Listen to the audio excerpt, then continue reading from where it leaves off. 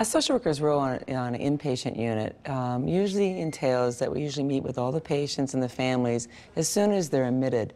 For some families and patients, this is difficult because they've never encountered a social worker before, and they wonder, what our role is. So we explain our role to them, and our role is to help them get acquainted with the rehab process, to let them know that social worker's primary role is to work with them, the patient, and also the family. Sometimes this is the first time that the family's had an opportunity to have somebody also assigned to them specifically. The ways that social work helps patients and families is through advocating for them, their requests, their needs, to be a regular contact for the families, so the families always have someone they can call. Not that social workers answer all the questions. Our job is to go to the appropriate healthcare professional and get the answers and get back to them, especially nowadays because a lot of the families are still working or unable to come on a regular basis, and they like to have the information. The main reason social workers are here for the patients and family because when one has a stroke, it is a catastrophic event. It's a loss in many areas of the person's life. So social worker's primary goal is to help the patient and the family through this, either jointly or individual counseling. We go through the various phases.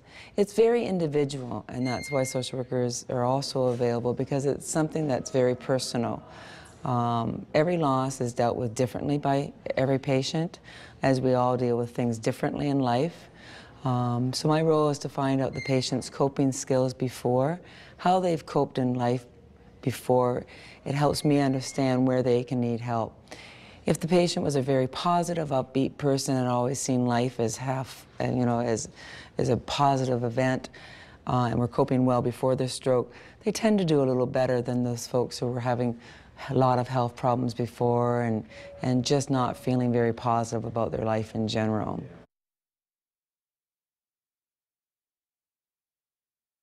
When a patient leaves stroke rehab here in London, we are very fortunate. We have an outpatient program right in the same facility, which is nice because they're familiar with the staff here.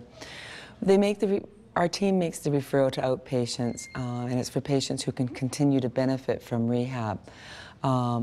If they still require adjustment counseling or having emotional struggles after they leave an inpatient program, there is a social worker assigned to the outpatient program here in London at Parkwood Hospital.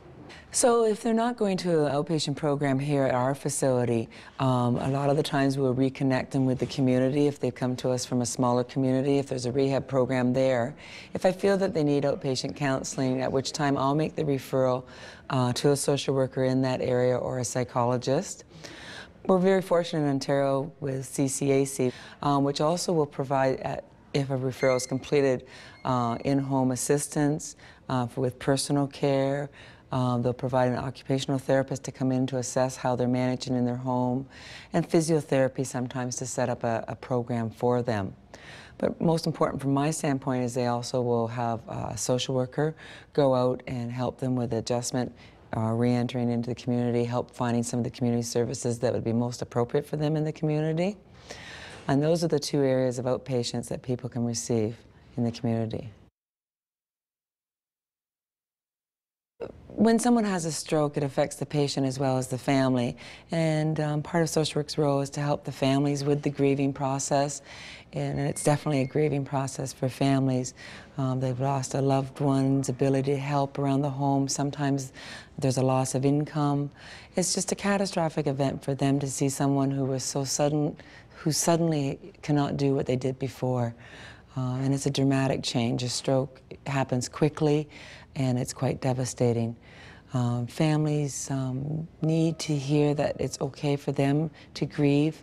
That's part of the role here of social workers at Parkwood, is to help the families with the grieving process and to normalize it, that it's all right for them to grieve their loss also.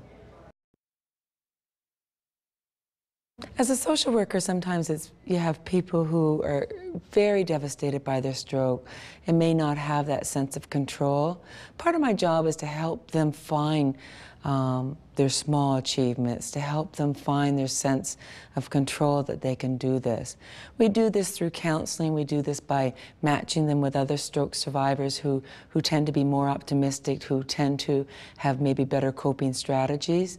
We do this by encouraging them to participate in a lot of group activities.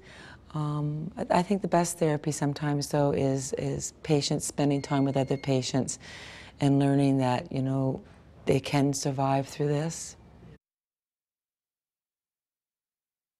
I like to say to patients and families is not doubt the skills that you have.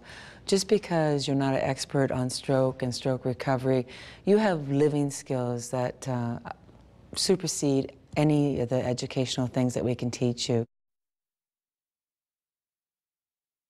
Well, we take some people from smaller communities here so they can get the in-depth, intense rehab, and then we send them back to the smaller communities. Smaller communities need not be jealous, because I find a lot of times in the smaller communities, families and the network of the community will work together.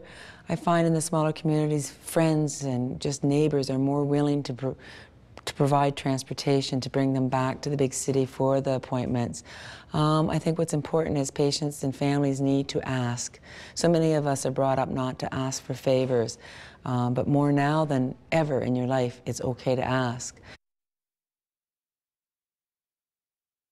More often than not, to patients and family, what I'll do is I'll recommend that when they go home is they'll put a list on their fridge of jobs or tasks that need to be completed, or possibly transportation needs. When families come to visit, or friends, instead of the patient or family having to ask someone to do something, when the offer is made, they can say, oh, just look on my fridge. What that does is it helps the families not feel like they're asking for a favor. But better than that, it gives the person who's offering to help a choice. And I find it works really well if people utilize that technique.